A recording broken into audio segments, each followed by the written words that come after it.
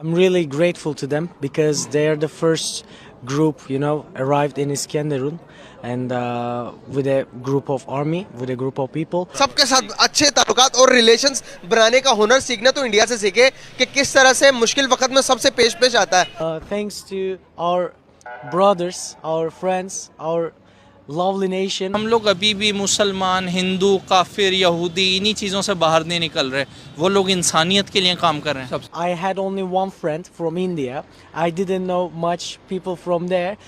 Now, I cannot explain my feeling. इस तरह हमने एड़ियां रगड़ी। सच्ची बात बताता हूँ अपना IMF के आगे, क्योंकि वो पाकिस्तान के ऊपर एतबार करने के लिए तैयार नहीं। अगर हम अल्लाह ना करे हमारे इधर जिलजिला आता है या डिफॉल्ट होते हैं तो क्या हमारी हेल्प करेगा इंडिया? ननकाना साहब जो लाहौर के करीब है, वहाँ का इलाका है वारबर्टन। वहाँ पे एक मुलजिम था जिस पे तौहीन मजहब का इल्ज़ाम था। उसको लोगों ने थाने से निकाला, कत्ल किया, उसकी लाश घसीटते रहे और उसको जला दिया। हम इंसान की कदर नहीं कर पा रहे। लेकिन हमारा मीडिया तो यही बता रहा है तुर्की हमारे भाई हैं।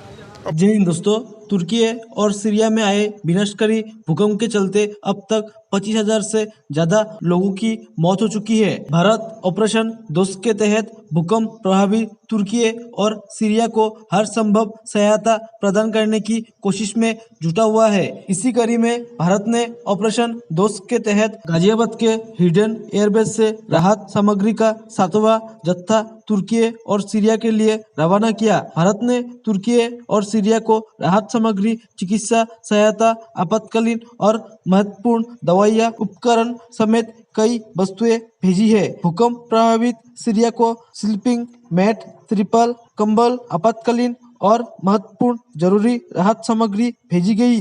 अब बताने से क्या है, सिर्फ कहने से नहीं बनता, करने से बनता है। मिन्नतें भी की, जहाँ चाह अंगूठा लगवाया, फिर भी डील तो नहीं हुई। हमारी तो जो लोग हैं उन्होंने अभी तक किसी जमात वाले ने कोई बयान ही नहीं दिया, कोई बयान नहीं है, और ना ही किसी ने ये कहा कि हमारी जमात वालों जाना चाहते हैं। I call them dost. Now, actually, dost is just a friend, but I see them like brothers and sisters. Really grateful to them because they are the first group, arrived in Iskenderun and with a group of army, with a group of people, and they actually arrived in Adana Havalimanı first, which is a province in Turkey. There are lots of people staying outside. People cannot take shower. We don't have water here, but thanks to our brothers, our friends, our lovely nation, let's say, we help a lot of people. All the sicknesses, all like fractures, a cold, even survivors of disaster, earthquake survivors, we help them all. I had only one friend from India. I didn't know much people from there, but it was the first time that I met group of people from there, and now I cannot explain my feelings. Like, I hope that it won't again, and they will visit us in another matter, like for visiting, for fun. This is my expectation. That's why I call them dost. Now, actually, dost is just a friend, but I see them like brothers and sisters. में ज़लज़ला आया हुआ है और बहुत ही बुरी इस time हालात हुई भी है, वहाँ पे काफ़ी ज़्यादा अमवात भी हो रही है। अगर देखा जाए तो भारत ने बड़ा क्विक रिस्पांस दिया है, और जिस तरीके से मदद की गई है भारत की जानिब से, तुर्की की तरफ से भी पैगाम है कि उन्होंने हमारा दोस्त होने का जो है हक़ निभा दिया है, मतलब दोस्ती का हक़ निभा दिया है। दोस्त एक ऐसा वर्ड है जो हिंदी और तुर्की में कॉमन है।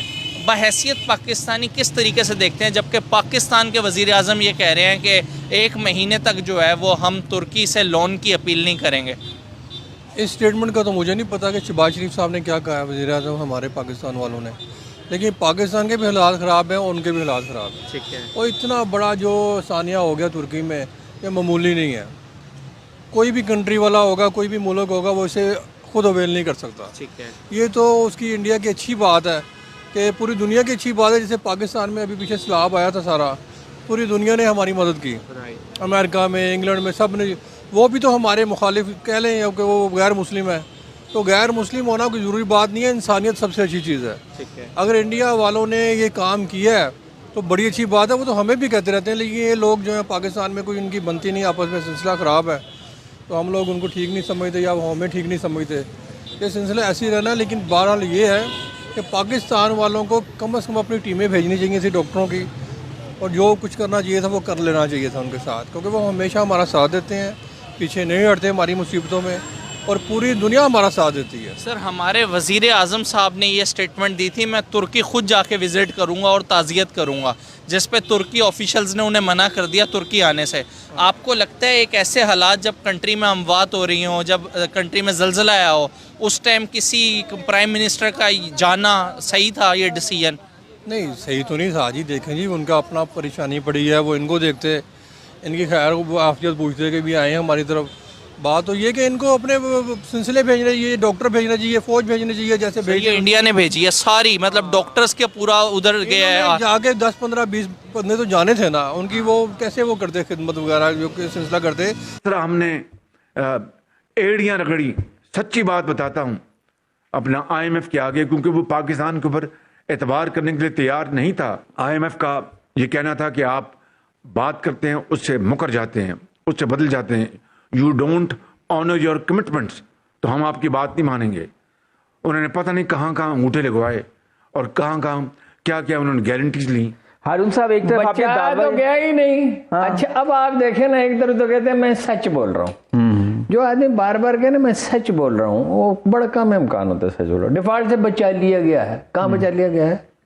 आपके पास 2.90 आपके पास हैं, $3 अरब उसमें वो सऊदी अरब के पड़े हुए हैं, वो चीन के आप इस्तेमाल कर चुके हैं, जो लोगों के जाती पैसे वो भी उसमें नहीं, वो तो अलग हैं कमर्शियल बैंकों के। अच्छा, बहरहाल ये देखिए ये क्या चीज है, ये है तकब्बर जो इसहाक डार साहब की शख्सियत में रचा बसा गुंदा हुआ है।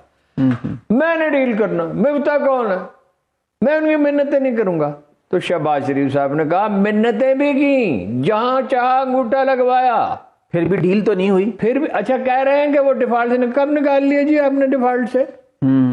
ये सियालकोट के एक बिजनेसमैन का मैसेज है दोपहर को, मैंने उसको तसल्ली तशफ़ी दी कि अच्छा मैं सियालकोट आता हूँ, यही कर सकता हूँ, आपके मसाइल को बात करूंगा, लिखूंगा। वो अपना कह रहे एलसी नहीं खुल रही, आपके जहाज कंटेनर सब खड़े हुए हैं, 7,000 से container. $25 billion was the target textile industry का, $25 billion इस साल का।